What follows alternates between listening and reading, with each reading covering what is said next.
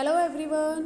आज हम पढ़ेंगे वितान हिंदी पाठमाला कक्षा 5 पाठ 14 समय बहुत ही मूल्यवान है। इस कविता के कवि है श्री हरि कृष्ण देवसरे जी। प्यारे बच्चों, इस कविता में देवसरे जी ने समय के महत्व के बारे में बताया है। बच्चों, एक बार जो समय चला गया है वह कभी वापस लौटकर नहीं आता है, इसलिए हमें अपने कार्य, अपने काम समय रहते कर लेने चाहिए। हमें अपने कुछ नियम बनाने चाहिए और समय पर उनका पालन करना चाहिए। हमें कभी भी अपना काम कल पर नहीं छोड़ना चाहिए। बच्चों, एक दोहा आपने सुना होगा, कल करे सो आज कर, आज करे सो अब, पल में परले होएगी बहुरी करेंगे कब। बच्चों, इसका मतलब ये है कि जो काम आप कल करना चाहते हैं उस काम को आज कीजिए और जो आज काम करना चाहते हो उस काम को अभी कीजिए, क्योंकि समय का कुछ नहीं पता है कि कब क्या हो जाए। तो इसलिए इस कविता के द्वारा हरि कृष्ण देवसरे जी यह बताना चाहते हैं कि समय हमारे लिए कितना ज़रूरी होता है, समय हमारे लिए कितना महत्वपूर्ण है। बच्चों, समय से बड़ा कोई नहीं है, समय से बलवान भी कोई नहीं है। तो आइए बच्चों, इस कविता को पढ़कर जानते हैं कि समय कितना बलवान होता है और कितना कीमती होता है। यह कविता समय के महत्व को बताती है। एक बार जो समय चला जाता है वह लौटकर नहीं आता। समय पर काम न करने वाले व्यक्ति बाद में पछताते हैं। इसकी बार बार दोहराई पंक्ति कुछ सीख देती है, पढ़कर जानो क्या। बच्चों, आप सभी जानते हो कि जो समय होता है वो हमारे लिए कितना महत्वपूर्ण होता है, वो हमारे लिए कितना ज़रूरी होता है। एक बार अगर समय हमारे हाथ से निकल जाता है तो वो फिर कभी वापस लौटकर नहीं आता।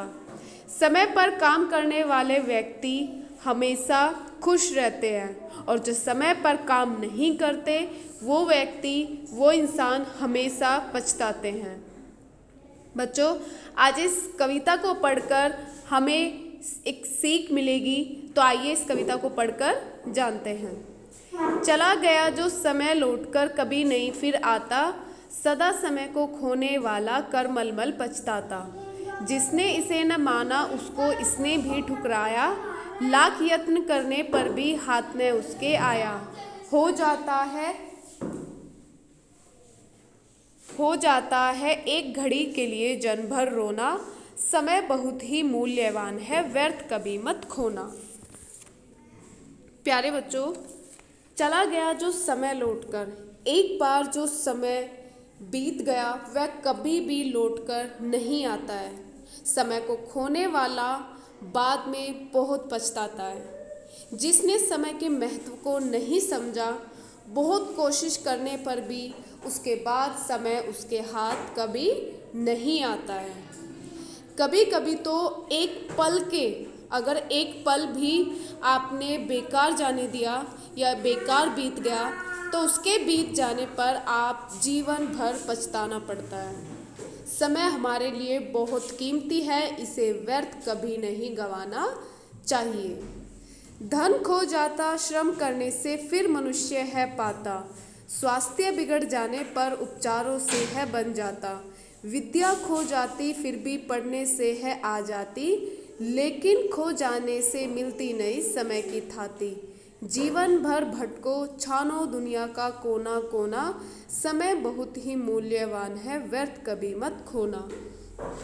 प्यारे बच्चों, यदि धन खो जाता है श्रम करने से फिर मनुष्य है पाता, यदि आपका धन खो जाता है तो उसे इंसान दोबारा फिर से मेहनत करके प्राप्त कर सकता है। वो दोबारा से मेहनत करके धन को वापस पा सकता है। स्वास्थ्य बिगड़ जाने पर उपचारों से है बन जाता। अगर कोई व्यक्ति बीमार हो जाता है तो वो व्यक्ति इलाज करने से फिर से स्वस्थ हो जाता है। जो व्यक्ति कोई बीमार पड़ता है तो वो उपचारों से यानी कि इलाज करने से वो व्यक्ति फिर से स्वस्थ हो जाता है। खोई हुई विद्या खो जाती है, फिर पढ़ने से आ जाती। बच्चों, अगर हमारी विद्या खो जाती है या खोई हुई पढ़ाई दोबारा फिर से पढ़ने से हम उसको सीख सकते हैं। लेकिन अगर हमारा बीता हुआ समय, अगर हमने एक बार समय को बिता दिया, व्यर्थ जाने दिया, तो वह समय कभी भी वापस नहीं आता है। जीवन भर भटको छानो दुनिया का कोना कोना। बच्चों, समय की थाती का मतलब होता है खजाना। थाती का मतलब खजाना। जीवन भर भटको छानो दुनिया का कोना कोना, समय बहुत ही मूल्यवान है, व्यर्थ कभी मत खोना। इसे पाने के लिए आप जीवन भर भटकते रहोगे, सारे संसार में, सारी दुनिया में आप समय को ढूंढोगे, लेकिन वह कभी नहीं मिलता है। समय हमारे लिए बहुत कीमती है, इसे कभी भी हमें बेकार में नहीं बिताना चाहिए। रहती थी बापू की कटी में हरदम घड़ी लटकती, उन्हें एक क्षण की बर्बादी थी अत्यधिक खटकती। बच्चों, तुम भी उसी भांति पल पल से लाभ उठाओ, व्यर्थ न जाए कभी एक क्षण, ऐसा नियम बनाओ। गांठ बांध लो, नहीं पड़ेगा कभी तुम्हें दुख ढोना, समय बहुत ही मूल्यवान है, व्यर्थ कभी मत खोना। तो प्यारे बच्चों, रहती थी बापू की कटी में हरदम घड़ी लटकती। बच्चों, कटी का मतलब होता है कमर। प्यारे बच्चों, हमारे बापू कौन थे? हमारे महात्मा गांधी जी। गांधी जी की कमर में हर समय एक घड़ी लटकती रहती थी, उन्हें एक क्षण की बर्बादी थी अत्यधिक खटकती, यानी कि गांधी जी को एक पल भी अगर बर्बाद होता था तो वो उन्हें बहुत बुरा लगता था।